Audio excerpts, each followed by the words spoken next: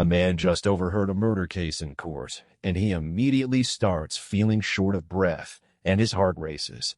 He can't stop throwing up in the courtroom, and when he gets home, he's totally out of it. But it's not because the crime was so brutal. His gut tells him he might actually be the real killer. A year ago, on the day of the incident, the suspect and his girlfriend were at a bar, arguing and eventually storming off. Coincidentally, our guy, Camp, was there too, but on his way home, he had an accident. After the crash, he jumped out to check, only to find nothing. He figured he must have hit an animal and drove off, thinking he was just unlucky. What he didn't know was that the next morning, a hiker found a fresh female corpse near the crash site. The coroner determined she died the night before from a severe head injury. Naturally, her boyfriend became the prime suspect. Fast forward to the courtroom, and when Camp hears the details, he realizes he probably didn't hit an animal after all. Under immense pressure, he waits until the trial ends and rushes to his lawyer friend. After sharing his story, he asks the burning question: if he confesses now, could he get a lighter sentence? But the lawyer's response hits him hard. With Camp's history of DUI, getting involved could mean a minimum of 30 years. Thinking of his unborn baby, he quickly dismisses the idea of turning himself in. The next day, the suspect, Mike, finally gets to defend himself, and his version aligns with the police report. After leaving the bar, they kept arguing, and when he saw she wasn't going to apologize, he just ditched her and drove home. To this day, Mike regrets that choice, thinking if he had just swallowed his pride, maybe she wouldn't have ended up dead. His heartfelt remorse really moves the jury. But then a key witness shows up and completely changes everything. This old guy claims he was at the scene. Camp breaks out in a cold sweat because the old man clearly saw him. What's worse, when the prosecutor asks if the person he saw was at the scene, the old guy confirms it. Camp thinks he's done for, but then the old man clarifies he was talking about Mike. So far, all the evidence points against Mike, and no one but Camp believes he's innocent. As things unfold, during the jury's vote, 11 out of 12 jurors think Mike killed his girlfriend. Only Camp, who knows the truth, is torn. He doesn't want to ruin Mike's life, even though he's given up on confessing. After some thought, Camp figures out a way to convince everyone, focusing on the old man who claimed to have seen the killer. Since it was midnight and pouring rain, and given the old man's age, he probably didn't see the suspect clearly. Most jurors dismiss this idea, as they're supposed to judge based on evidence, not question witness credibility. But a bald guy across the table appreciates Camp's reasoning. As a retired detective, he knows how the police cut corners. They usually only show one suspect's photo to witnesses, which leads to a 99% identification rate. Then someone points out that the police didn't find the murder weapon at the scene. So the woman might not have died from blunt force trauma. She could have been hit by a car. This shocks Camp, but the bald guy fully supports this theory.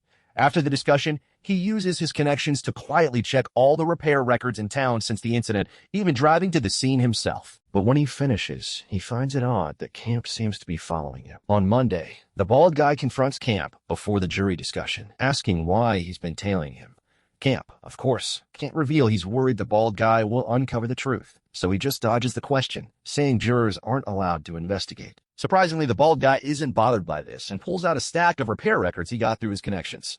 After 2 days of work, he's identified 15 vehicles that could be involved in a hit and run, including one that matches Camp's Toyota. Camp nearly freaks out and asks what the bald guy plans to do next. The bald guy feels certain the real suspect is among those vehicles and asks Camp to help him investigate. Little does he know, the guy he's talking to is the hit-and-run killer. Camp realizes if he lets the bald guy keep digging, he'll be exposed. So he pretends to drop the list, drawing the bailiff's attention. This works like a charm. The judge calls them both up and questions them about investigating the case. Since the bald guy's actions haven't caused serious issues, the judge only disqualifies him from the jury, giving Camp just a verbal warning. Before leaving the courthouse, the bald guy tells the prosecutor, Ms. Jean, that their investigation is off track because they're fixated on Mike as the killer without exploring other possibilities. Ms. Jean counters that Mike has a long criminal record, which the bald guy doesn't deny, but he insists that doesn't prove he killed his girlfriend. At this point, Ms. Jean stops arguing, but her confidence starts to waver. Meanwhile, after the bald guy leaves, the court adds a new juror. In the second round of discussions, a med student shares his thoughts based on the hit-and-run theory. According to the death report, the victim's collarbone was broken very cleanly, likely from a car accident, but there's no record of Mike working on cars, so he believes the real killer is someone else. Someone raises a question about the witness's testimony. A young artist responds, suggesting the witness might have misidentified the suspect based on the distance from the scene. With differing opinions, they hold a second vote, and this time it's a tie, 6-6, leaving the jury at an impasse. Meanwhile, Miss Jean finally takes the bald guy's advice and reviews the repair records, visiting each shop. She even finds the witness and asks if he's sure he saw the suspect that night. The old man confirms that the police only showed him one photo, and he just went along with what they suggested. With this new information, Miss Jean rushes to leave, and her next stop is Camp, the real killer. After explaining her purpose, she directly asks if Camp's car was in an accident last October. After he confirms, she probes about the accident's cause and location, only leaving when she's sure it didn't happen at the quarry. Although Camp's wife, Ellie, seems calm, she starts feeling uneasy. When Camp gets home, she immediately asks if he really hit a deer by the lake last year and not if he took a shortcut through the quarry. His silence speaks volumes. Ellie asks if he had been drinking, and Camp insists he only ordered a drink but didn't touch it. That day was supposed to be their baby's due date, and Camp went to the bar to cope with the loss.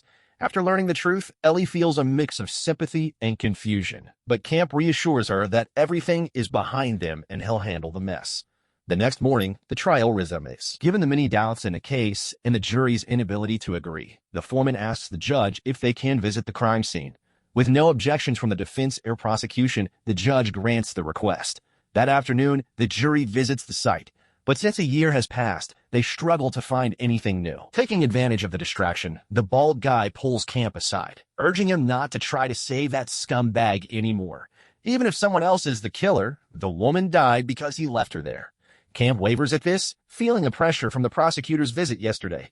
After more persuasion from the bald guy, he finally hardens his heart and stops considering Mike's fate. The next day in court, the jury reaches a unanimous decision, finding the suspect guilty of murder, and the court will announce the final verdict soon. 2 weeks later, Ellie gives birth to a baby girl, but Camp's mind is still on the unresolved case.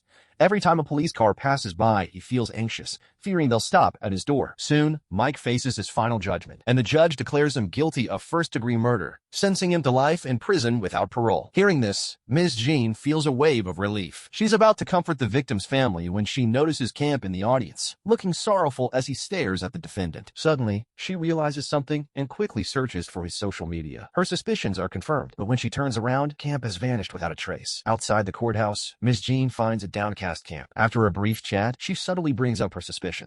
She questions what justice really is, but Camp avoids the question, telling her sometimes the truth isn't justice. If she keeps digging, her newly acquired position as chief prosecutor could be jeopardized by political rivals. A scumbag might return to society, while a good family could be destroyed. Is that what justice means? With that, Camp walks away, leaving Ms. Jean deep in thought in front of the statue of Lady Justice. After leaving the courthouse, Camp visits the victim's grave, expressing deep remorse for the accident. He then sells the Toyota that hit someone, ready to embrace a fresh start. But just when he thinks everything is settled, fate knocks on his door again. Make sure to subscribe.